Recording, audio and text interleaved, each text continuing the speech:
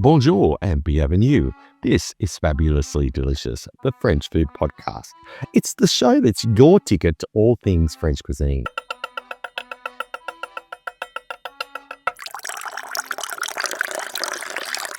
From buttery croissants in Paris to the best cheeses and wine in Burgundy, we explore the food and culture that has shaped modern gastronomy and continues to inspire taste buds worldwide. French cooking isn't just about recipes, it's about passion, history, and the art of savouring life just one bite at a time. On this podcast, I dive into the stories behind iconic dishes, discover hidden culinary gems, and bring these flavours to life. I'm your host, Andrew Pryor. Enchanté. Enchanté. Once, I was a MasterChef Australia contestant, and now, well, I'm living my best life here in France, specifically the French countryside. I spend my days cooking, tasting, exploring, and celebrating the extraordinary food, wine, and traditions of this beautiful country that I now call home. And I look forward to sharing it with you, my fabulously delicious audience, every week. This week sees the start of the CannesFilmFestival. So I thought in today's episode, we'd take a cinematic journey through the kitchens, grand halls, and quirky corners of French film. So grab a glass of wine, if you're not driving, of course, tear off a chunk of baguette, and smear a creamy camembert and add maybe some delicious saucisson and get ready to indulge in another mouth-watering journey. Welcome to Fabulously Delicious.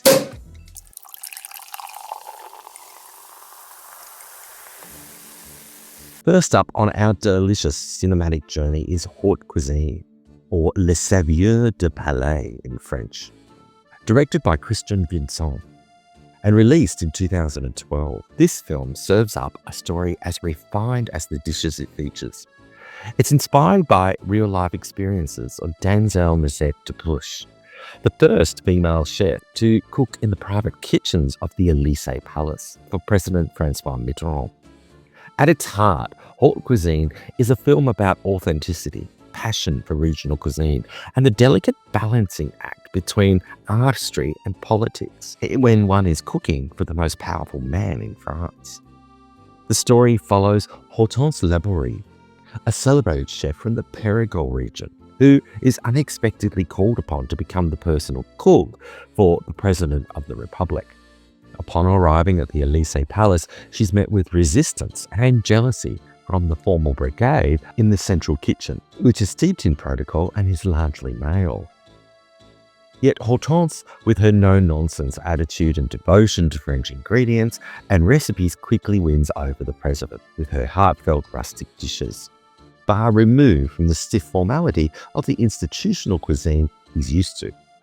The relationship between Hortense and the president is one of subtle respect, bound by a shared nostalgia for real food.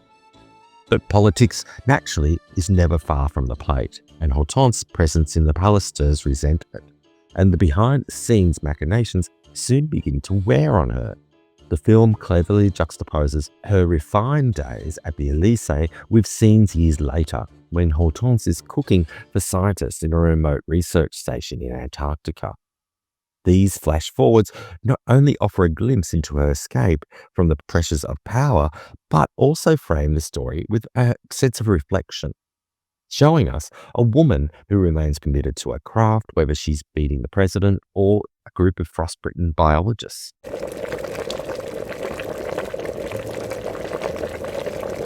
As for the making of Haute Cuisine, the film is a visual feast for lovers of both food and French architecture. While much of the story takes place at the Élysée Palace, the actual filming was only allowed there in a tight 3-day window, on condition that President Nicolas Sarkozy wasn't in residence. So the crew made the most of this rare opportunity, capturing key scenes in the palace's grand vestibule, the party hall, and its stately courtyard. Most of the interiors, however, were filmed at the Hôtel du Châtelet, the Ministry of Labour's headquarters in Paris.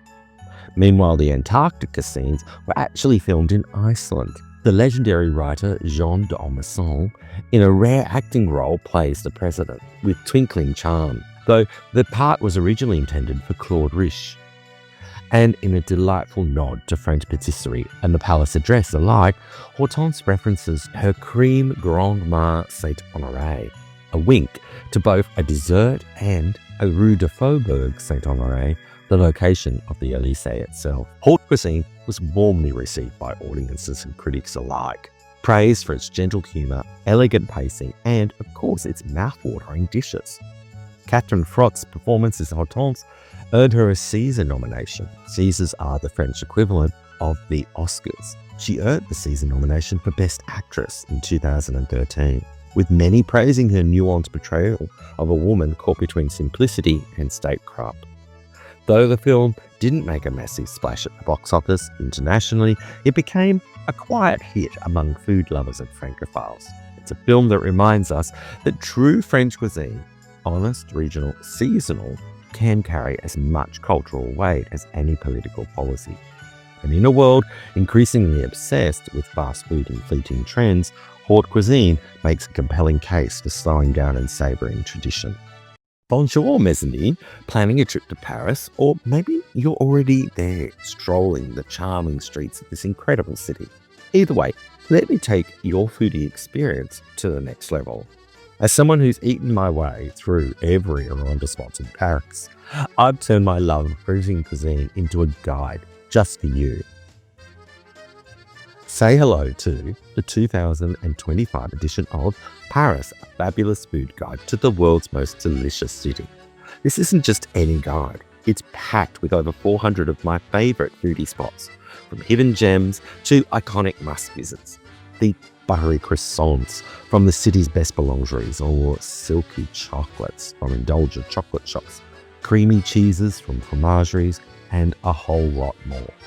This new edition is bigger and better than ever. It features more restaurants, cafes, and wine bars, plus exciting new sections, vegan and vegetarian eats, dining with a view, and a reimagined food walking tour that will have you falling in love with Paris one bite at a time.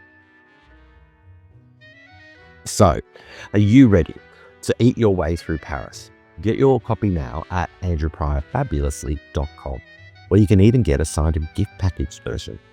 And you can even hop over to Amazon, where it's available, and there's even a Kindle version for instant access that you can just carry anywhere. Happy eating, and let's make your time in Paris fabulously delicious.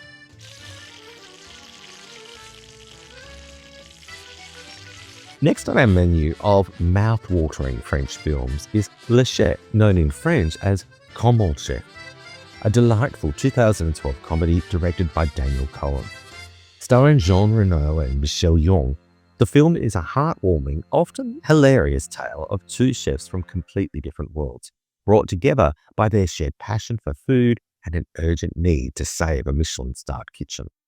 With humour, charm, and just the right amount of chaos, the chef serves up a story about tradition clashing with innovation, and how a little culinary courage and a lot of beurre, that's French for butter, can save the day. At the heart of the story is Jackie Bonhomme, a 32-year-old aspiring chef who is absolutely obsessed with haute cuisine.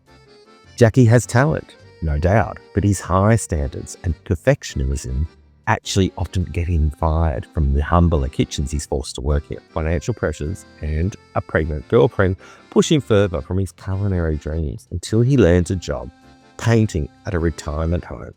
There, he befriends the kitchen staff and revamps their menu with such flair that word of his talent reaches the ears of none other than Alexandre Lagarde, a renowned, if somewhat old-school, Michelin-starred chef who's facing his own crisis. Lagarde's restaurant is under threat from a corporate takeover that plans to replace his beloved classic French dishes with trendy molecular gastronomy. If he doesn't revamp the menu, then he could lose his Michelin star, and his entire team would be out of work. Alexandre and Jackie initially butt heads, their egos and culinary quirks clashing dramatically. Jackie is soon fired, but Alexandre quickly realizes his mistake and brings the young chef back into the fold. What follows is a whirlwind of kitchen drama, romantic misunderstandings, undercover ingredient heists, and a last-ditch culinary coup that blends tradition with molecular wizardry. In the end, the critics are wowed. The restaurant is saved, and Jackie is hailed as a genius. offered the head chef position, reunited with his girlfriend, and given everything he ever dreamed of, including his own TV show alongside Alexandre. Behind the scenes, Le Chef is as notable for its casting as it is for its comic energy. Jean Reno, best known for his brooding roles in films like Lyon, The Professional, and The Big Blue, brings a delightful gruffiness and unexpected warmth to the role of Alexandre. Michelle Yeoh, a comedian and TV personality, delivers a frenetic and endearing performance as Jackie, a perfect foil to Renault's straight man.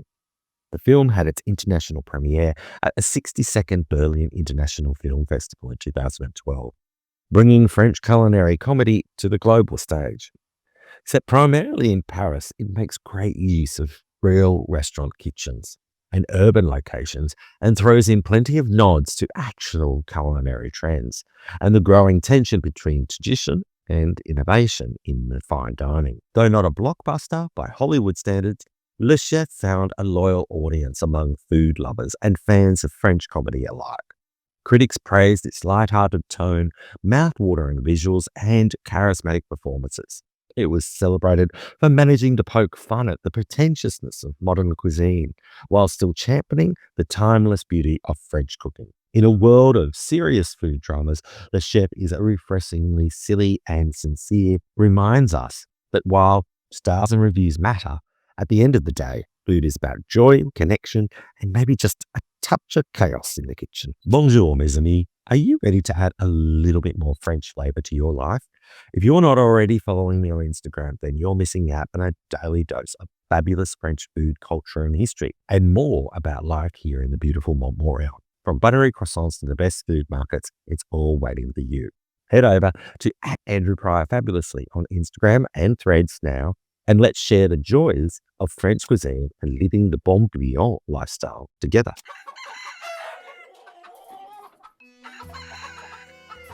If you've ever wanted a front row seat to the lavishness and the ruthlessness of the Louis XIV's royal court, then Vatel serves it up with a silver-plated fare. Directed by Roland Joffre and starring Gerard Depardieu as the infamous Francois Vatel, this sumptuous historical drama tells the story of a man tasked with one job: impress the Sun King or lose everything. The setting: April 1671, in the splendid Chateau de Chantilly. Prince Louis II de Bourbon de Condé is broke, but desperate to win the king's favour, and with it, command of a military campaign. His strategy? Dazzle His Majesty with 3 days of magnificent feasting and festivities. And who better to orchestrate this royal circus than Francois Vatel, master of festivities and pleasures. Vatel, born of humbler means, but gifted with vision and integrity, throws himself into creating a banquet of dreams. There are no limits to what he can conjure up. Fireworks, fountains, feast fit for Olympus. But he's also surrounded by petty, privileged, and politically conniving people. Enter Anne de Mautusser, played by Uma Thurman. She's elegant, beautiful, and inconveniently the king's former mistress. When she and Vatel fall in love, it's clear their affection is doomed. After all, even the finest feast can't rewrite the brutal rules of class and court. As Vatel works tirelessly, he's tossed around like a pawn in a royal chess match. His breaking point comes when he discovers that he's been lost in a card game. Yep, a card game to the king himself. Though Condé regrets this betrayal of this loyal steward, he's willing to sell Vatel for one last grasp at glory. Devastated by the loss of autonomy and his love, Vatel quietly takes his own life, choosing dignity over servitude. The court, of course, can't handle the truth. A more palatable tale is spun for Louis XIV. Vatel, he killed himself over a missing fish delivery and cloudy skies that ruined the fireworks. The king, charmed by the simplicity of that version, accepts it.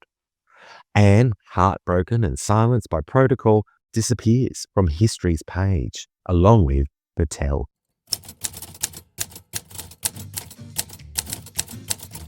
Despite its emotional depth and opulent design, Vatel was more appreciated for its aesthetic than its drama. Critics were divided. Some called it a costume drama with more satin than substance, but others praised its timeless tale of love, honour and sacrifice in a glittering yet cruel world. Shot in some of France's most stunning historical sites, though not at the real Château de Chantilly due to its modern renovations. The film is a visual feast. Voisin, Vaux de la Vacombe, Fontainebleau, Maisons Laffitte, and more all lend their gilded grandeur to the film's immersive world. It won the César for the best set design and earned nominations across Europe. So if you're in the mood for powdered wigs, peacocks on platters, and a poignant tale of a man who could organise a perfect feast but not escape the trap in these times, the tale is worth a watch. Essential viewing for lovers of historical cuisine, courtly intrigue, and stories where the main course is dignity, served with a side of heartbreak.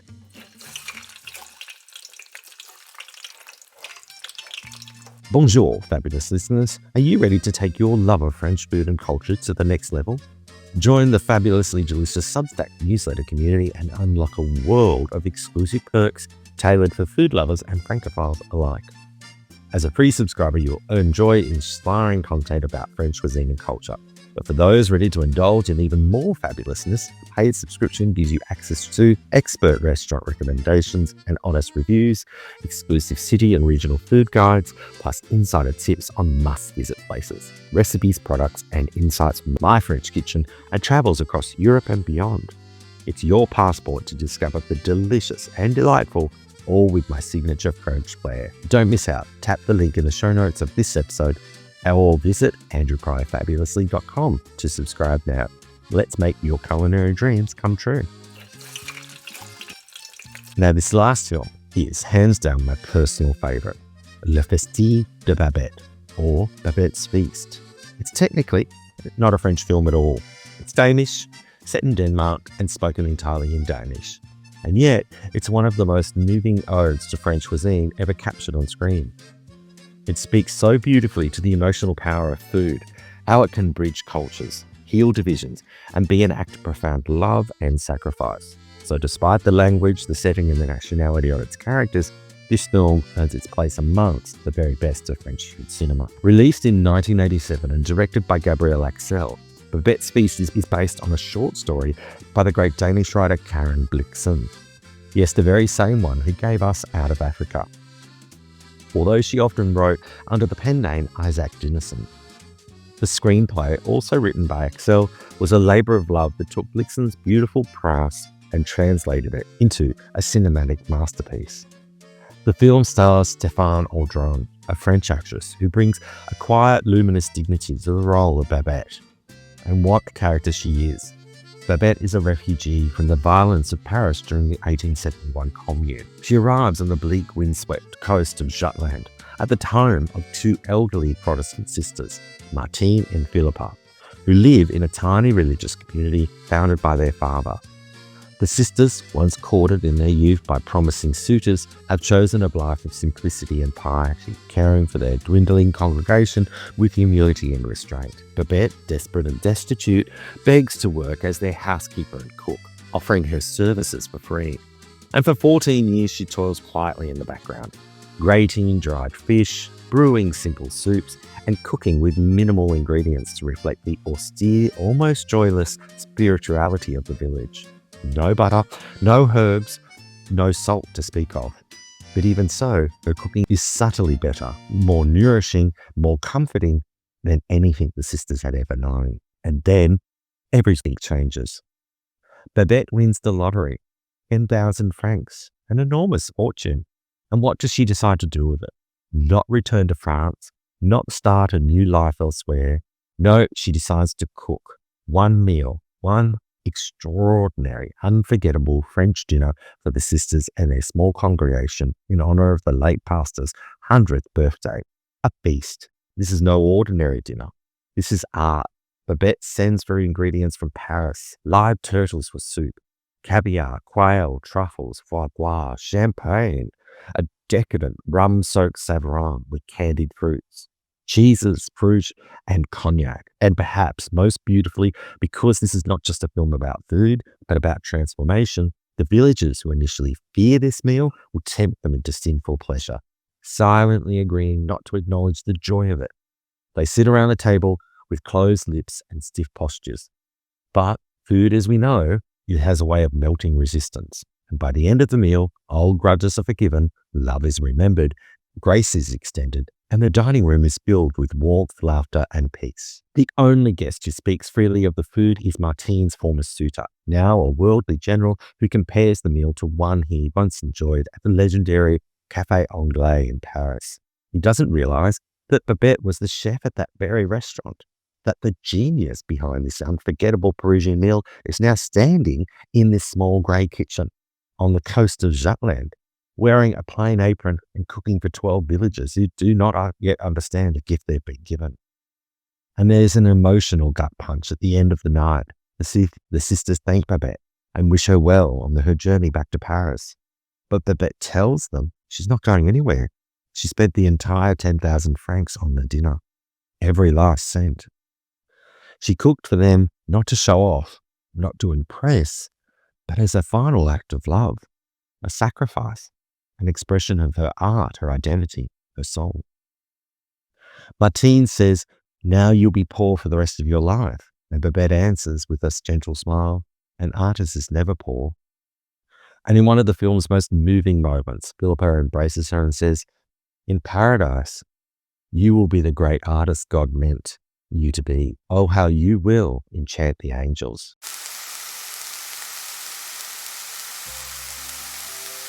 Each course is lovingly prepared and elegantly served, shot with such relevance that you can almost taste it through the screen.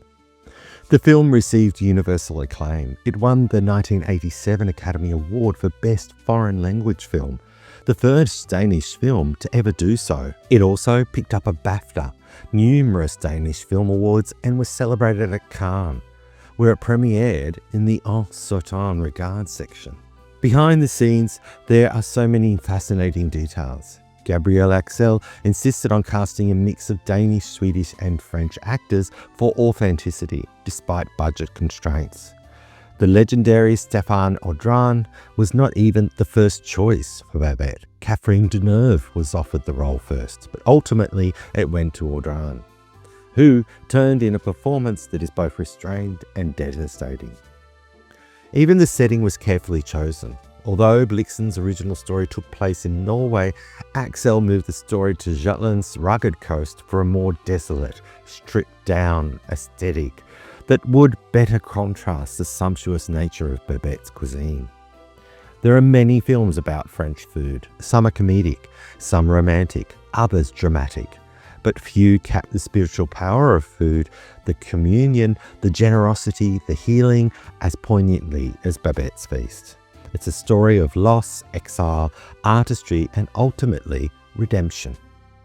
It's quiet, it's slow, but it's absolutely worth your time. And I'll say it again, it's my favourite, always has been, and probably always will be. Babette says in the movie, "An artist is never poor." And it's said that this is one of the most powerful and enduring lines in cinema about food. It encapsulates the idea that act of cooking, especially French cuisine, is profound artistic expression, often done for love rather than reward. I can relate to that a lot. Fabulously Delicious is part of the Evergreen Podcast Network. You can join me as we explore the delicious world of French cuisine and culture alongside a fantastic lineup of podcasts. Stay tuned for more fabulous content and delightful conversations.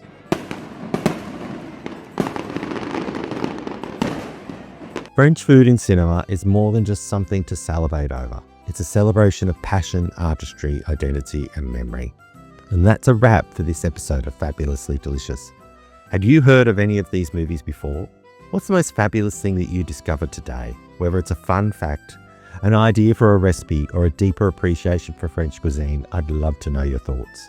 Slide into my DMs on Instagram at Andrew Pryor Fabulously, or send me an email at contact@andrewpryorfabulously.com. Let's connect, chat about food movies, French food, or anything delicious. I'm always here for a good food conversation. It's one of the best ways to bring people together, don't you think? If you enjoyed today's episode, don't forget to share it with your friends, family, or anybody who loves French food as much as I do. Your support means the world, and it helps keep the fabulously delicious journey going. And hey, if you're feeling extra fabulous, why not leave a review wherever you're listening? It helps more foodies discover the show, and I'd be so grateful. A 5-star one would be fabulous. Thank you so much for joining me. Your love of French food and culture inspires every episode, and I'm so glad to have you along for the ride. Remember my motto, whatever you do it fabulously. Merci beaucoup and bon app. Until next time, au revoir.